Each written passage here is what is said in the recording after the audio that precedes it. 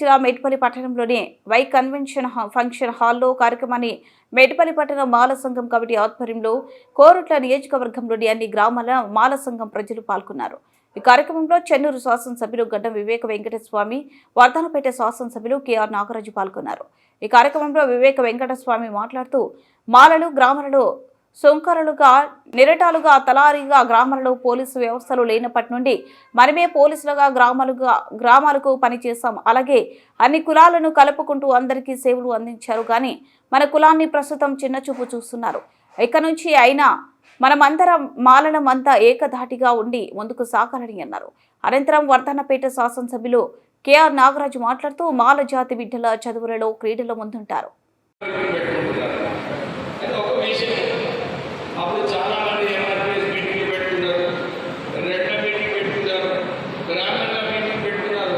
అప్పుడు ఎవరు విమర్శించారు. కానీ మాలల మీటింగ్ పెట్టుకున్నప్పుడు అందరూ కూడా విమర్శించారు. అయితే మాకు కూడా అనిపించింది, కానీ ఇదే మంచి సమయం, మాలలను ఐక్యతను తీసుకురావాలి, అందరిని ఒక ప్లాట్ఫామ్ పై తీసుకురావాలి. ఎందుకంటే మనం చూస్తున్నాము అందరు political parties, all political parties, అందరు రాజకీయ నాయకులు అందరూ కూడా మాలలని చాలా చిన్న చూపు చూస్తున్నారు. సంఖ్య తక్కువనేది మాలలని, వీళ్ళ ఓటు మనకు ముఖ్య రావాలని చెప్పి మాలను ఎప్పుడు కూడా చిన్న చూపు చూస్తున్నారు.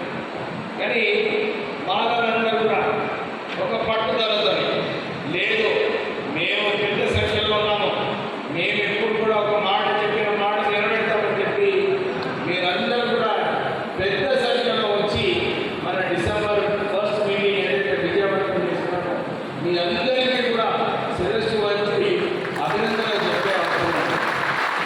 ఎందుకంటే ఆ మీటింగ్లో వచ్చిన ఒక వ్యక్తి నేనే వచ్చి ఆ మీటింగ్ చూసి ఏమన్నాడంటే, సార్ ఈ దేశంలోనే అతిపెద్ద ఒకటే కాస్ట్ మీటింగ్ జరిగిందంటే అది మన పర్యటన గ్రామంలో మాలల మీటింగ్ అని చెప్పి అప్పుడు చాలా మందికి భయమైంది. కానీ మనం సౌకర్యంగా మీటింగ్ పెడుతున్నాము, అందరూ చూడండి, అందరూ తెలుసు జగిత్యాలలో ప్రత్యేకంగా మన దగ్గర నుంచి ట్రాన్స్పోర్టు మనుషులు రావడం, వ్యతిరేకించడము ఇవన్నీ కూడా జరగడం జరిగింది.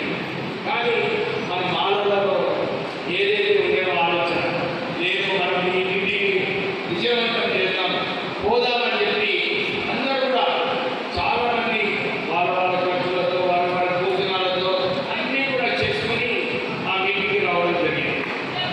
నిజంగానే నాకు ఎంత సంతోషం అనిపించిందంటే ఆ రోజు, ఎందుకంటే ఎప్పుడు కూడా ఊహించలేదు కానీ ఇంతమంది వస్తుందా, ఈ మీటింగ్ సక్సెస్ఫుల్ అవుతుందా. ఎందుకంటే ఇప్పుడే రాజేష్ చెప్పినట్టు నా మీద చాలా ఒత్తిడి ఉండేది.